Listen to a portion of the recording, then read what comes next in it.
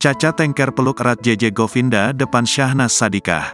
JJ Govinda terlihat mendapatkan pelukan erat dari adik Nagita Slavina, Caca Tengker.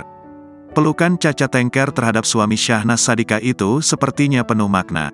Caca Tengker sepertinya menguatkan JJ Govinda yang sedang diterpa masalah karena sang istri dituding selingkuh. Momen keduanya berpelukan berlangsung di acara pertandingan lagi-lagi tenis.